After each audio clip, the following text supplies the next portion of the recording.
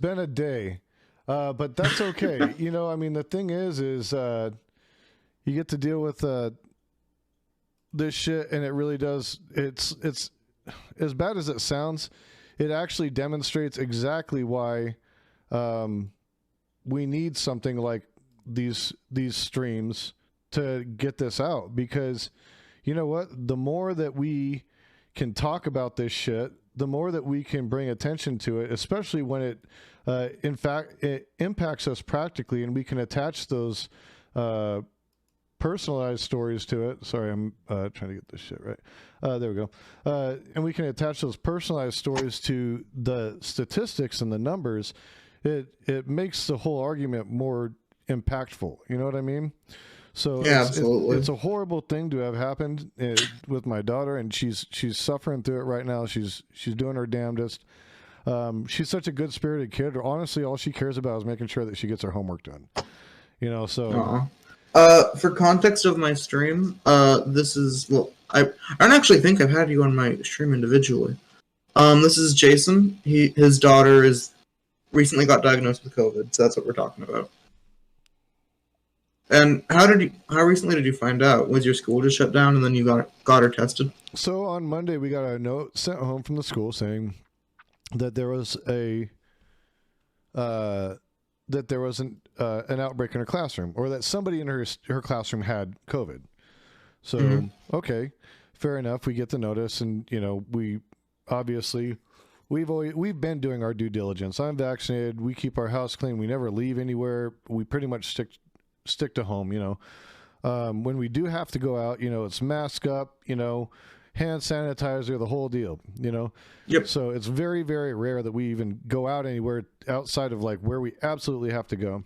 So we get the note sent home, and I'm like, cool, all right, we can deal with that because we're already doing the right things, and the school's supposed to be doing the right things. Well,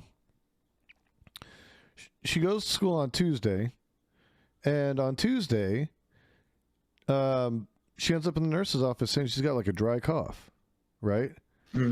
Now, the nurse takes her temperature. She doesn't have a temperature, but she's got a dry cough. She's complaining about like this thing in her throat, and she's a little stuffy. Now, I don't know. This is just me, okay? But logic tells me that if I was working in the medical office and I had just sent a letter home about COVID for that classroom, I might be inclined to say, you know what? Let's err on the side of caution and have your parent come pick you up and get you COVID tested. That's what I would have done, because let's not take the chance, right? No. She had her gargle with salt water and sent her back to class. That's what she did. So sounds about right. Yeah. So my daughter went to school that day, and then the next day, because I'm gauging it off the nurse, and my daughter does have some allergies and stuff, seasonal allergies. So I'm like, okay, well, it could be seasonal allergies. The nurse seems very comfortable, so I'm thinking, okay, she wasn't spiking a fever or anything, so I was like, okay, well, the nurse already checked her out. She's got to be good, right? So I send her back thinking, all right, seasonal allergies, we're talking about getting some Benadryl, and, gave her some Benadryl, helped dry a little bit of it up. She was feeling a little bit better. And then, so she came home that day. She was fine, just ate dinner, did the whole thing. And then she woke up this morning and she had some nausea. And I was like, okay, now it's getting weird. Like, this isn't allergies. Like, you got nausea? Like, you're feeling like you're going to throw up and stuff? She's like, yeah. So I'm like, okay, no, we're stopping this right here. You're not going to school today. We're getting COVID tests, and we're going to do the thing. So it took me like half the day just to get a COVID test, because every single pharmacy that I went to was out. I ended up going to like 5 different pharmacies just to get a COVID test. So, came home, gave her the COVID test, and I was really crossing my fingers because I'm like, dude, we've been so good about this shit. Like, and she's about a little over a month away from being able to get her vaccination.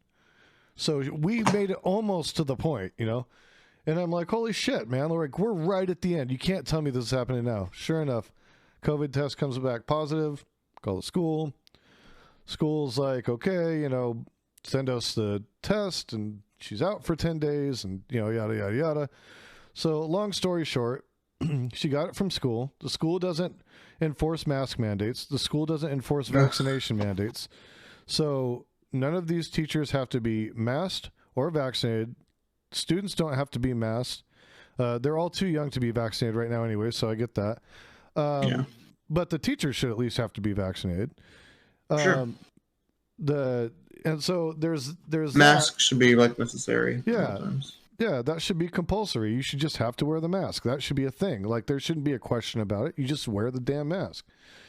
And so they don't have that, and it's like they put these kids in harm's way because there were a couple loudmouth COVID idiots at some of the meetings that were at the school board meetings that were adamantly against it. Her school district's been on the news, national news, 3 times for major COVID outbreaks. And it's like, when are you guys going to learn the lesson? And so the question I was asking my audience is, at what level should I hold the school culpable? Because even though there's a ban on mask mandates in Arizona, the federal government did say that they'd step in and fund the schools and pay the salaries of the teachers and administrators who decided to go ahead and violate that ban on mask mandates. So my opinion is that the school still holds culpability because they could have easily just gone ahead and did what the federal government said to do and bypassed what the state laws were, and been fine. But they chose not to do that, even though other districts in our state were doing that. A lot of them. So, but yeah, that's kind of the conversation we were having is essentially, should the school be culpable at that point? Because they have the opportunity to provide for the health of the children, and they're making the decision not to, I can't imagine. Like, pretty crazy. I guess it goes to show you how much our school system needs to be fixed. Is she having any, what are her symptoms right now? Because you mentioned some of them, but now that we know that she's in it, what are her major symptoms? Well, right now she's got the cough is popping off now. She's really getting the cough a little bit more. I'm noticing it more later in the day now than earlier, so. It's curious because I'm like, I could have asked my friend about this, but I'm curious about what symptoms that younger people will have too, because a lot of people just write off what younger people go through as you'll be fine, you're young, you'll live, right? Right. Yeah. So the nausea thing isn't good, obviously. She's had some headaches. She said which that's never good. I always worry about that, but So headaches, a lot of stuffy nose. She did tell me today, now she's feeling like she can't really smell anything. Oh no. So yeah, so she's she's in the thick of it now, I think. But the thing that gets me is the nurse sent her back to the classroom, and it's not just her now. Other kids most likely got infected from that. Wait, weren't we just last night talking about how mask mandates should be done? The vaccine mandate should be done? I remember that. Yeah. Oh, when did you find out? Was it just today? It was, we actually, halfway through it was 3:00 my time. It was when I was chatting in your, when you started on. So it was about, I think it was 6:00 or something. Your time, I think. Yeah. Because it literally took all day just to get a freaking test. And that's what was driving me nuts. Is not only did the school help to perpetuate the illness, but then we don't even have enough COVID tests to where I can walk into a pharmacy and pick one up. I've got to run all over the place just to get one for this poor kid, I don't know what's happened with the COVID tests. Have they improved massively? How quickly can they test that kind of stuff? The ones that I think they're called quick antigen tests or some shit like that. I can't remember the name. They take about the whole process takes about 12 minutes, but it's 10 minutes you're just sitting there waiting for something to kind of sit in a little solution, and then you pull it out. They should have that in the schools. Exactly. That's what I was thinking. Why didn't they just test her at the school that day, like, you know, when that shit was happening. Yeah, that's if it's that simple, and like they have them in most pharmacies. Like I guess because since they're out at a state level, there might be a distribution problem. I have no idea. Yeah. But they should have had access to that. That's crazy. Yeah, I mean, if they are going to keep the schools open under those circumstances, that's probably the very least they could do, you know? Yeah. But it almost seems like they like want these kids to get this. Yeah. Like that's almost what it feels like, especially from the state level, you know? Because like this guy, you know, those crazy like the herd immunity types where they say that you have to get the virus in order to build a herd immunity. Yeah, yeah. Maybe it's one of those things. We're like, let's give it to all the children, and then we'll be free of it in a few years. Well, I think also Ducey's got some kind of investment in Regeneron technology. Mm-hmm. So he's making money off people going to the hospital. Damn. Well, on one hand, like Regeneron is fantastic. It's one of the best medicines to actually help with it. No, it's great, but why not just prevent it? You know. Yeah. That's my argument. I don't disagree. That's shitty though. I mean, so what would you do if you do hold the school culpable? You know, I wondered about that, and I'm wondering if there's a way for like parents to do it whose kids do get sick, because I think you're gonna have to be aggrieved, right? Like you've got to have a standing, you know, against either the district or the state. So you've got to have somebody. You've got to have somebody that's actually been affected by it. But I'd say, yeah, you get some parents together, do a civil class action lawsuit against the. I would probably go after the school board. A lot of times it's hard to go after the school because the schools individually can't do a whole lot, right? Mm-hmm. They're very much at the behest of what the school board does, and you know, parents complain to the school board, they will, you know, screw some shit up. You know, they will cause problems for the school. They'll cause problems for the administration. They'll let people go, and we have a school board that's very in line with our psychopath governor. So they weren't going to waver on it no matter what, even when people were showing up in masks that were like, no, put masks on these kids. Like, what the hell are you doing? They just tossed their hands up. They're like, no. So what has happened, though, is I know in the state of Arizona, there was a class action lawsuit filed by parents of children with disabilities because they're calling it discrimination. Mm-hmm. And that, I think, is awesome, because I think that that's going to be the best chance for standing without having to have actual casualties, because they can point that, you know, they're keeping kids like with autoimmune issues or you know, congenital heart defects or cardiovascular issues out of the school system, or providing them substandard schooling simply based off of the fact that they're more vulnerable, you know.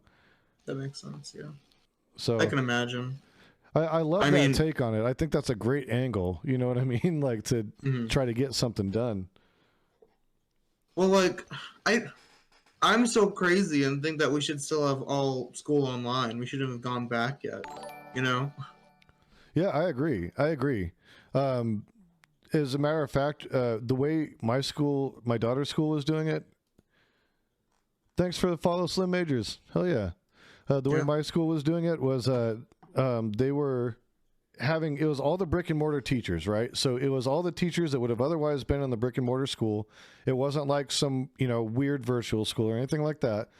It was just them teaching out of their classrooms, or, you know, if they weren't comfortable, they could teach from home, the same exact curriculum. And it actually, my daughter did very well in it. Actually, everyone in her class did really good in it. I think it really depends on the caliber of the teacher and, you know, their experience and their comfort with using online technology. But if you can make them comfortable and train them, it's not a problem. Yeah, absolutely. I think it's a better experience too. Oh, like, well, yeah, because it's more integrated into like family life. You know what I mean? Yeah. Like you can still have your socializing outside of that. You don't necessarily need the school to have the socialization. Mm-hmm. Damn. I mean, if you're planning to do any kind of activism or anything like that, you should absolutely stream that. Oh hell yeah, I will. So I talked about this a little bit. I'm currently doing. It's going to turn to a 9-hour, but I'm doing an 8-hour stream. Oh, hell yeah. To make up for not talking at all yesterday. So I was like, I'm gonna do. It's not like something that my viewers imposed, but I felt bad because I promised them a Minecraft stream last night and I didn't get to it. Mm-hmm. So I've so far spent 7 hours playing Minecraft. Yeah, I keep telling my guys I'm gonna hop back into Psychonauts, and I just haven't done it. I end up talking too long. I'm just like, I got a lot of shit to say, man. Trust me, I understand. I'm also gonna have Casey in here later because they wanted to come and chill, so that'll be fun to do too. Oh, hell yeah. Yeah. I wanted to mention. Do you remember StudyMate? Yeah. So he rated me earlier, and he popped into my chat, and we had a quick convo. And he was like, I talked about my idea where we could put something together on Wednesdays, where if Prime doesn't have a good topic, we could get together. And he was completely down. Oh, cool. He's super smart. I like that guy. He's got a lot of good takes. I really enjoy like hearing what he brings to the conversation. So that's awesome. Who's here right now? The person in chat. This is Jason, who I was talking about earlier. He wanted to pop in. I wanted to ask him about how his daughter's doing. We're friends. Also, Mike is his friend, the person in here earlier.